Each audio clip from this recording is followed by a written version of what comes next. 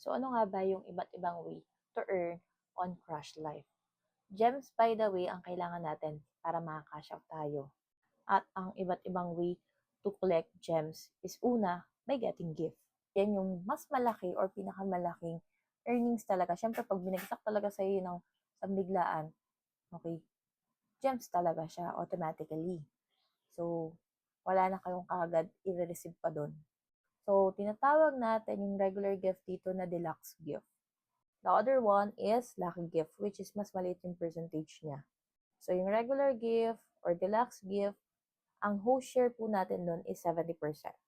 Meaning nun, kapag binagbigay po sa atin ng gift worth of 100 coins, ang mapupunta po sa atin nun is 70,000 gems.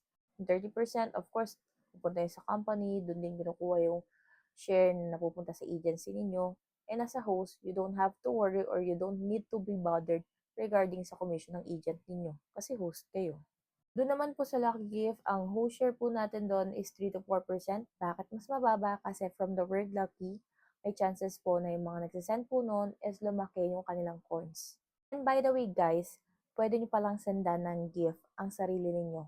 Yung tinatawag nilang self-love sa party life. So, doon lamang po kayo pwedeng makapag-send sa sarili ninyo. Kahit lucky gift man yan or regular gift.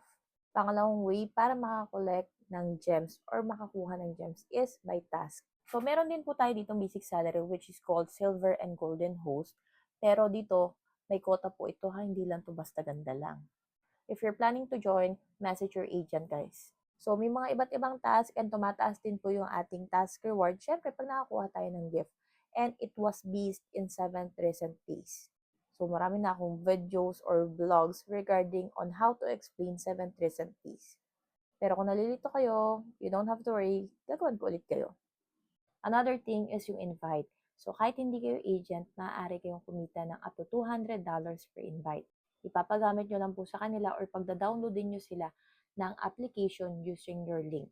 At huwag nyo din kakalimutan na ipalagay yung invite code ninyo, which is yung user ID ninyo, na kailangan nila ilagay within 2 hours or else hindi sila valid invite kapag hindi nila nagamit yung invitation code ninyo at hindi din nila ginamit yung inyong invitation link. So, sayang. Direct call. Dito naman sa calls per minute to and depende sa inyo kung sasagot kayo ng calls. May mga ibang user kasi na ayaw ng calls.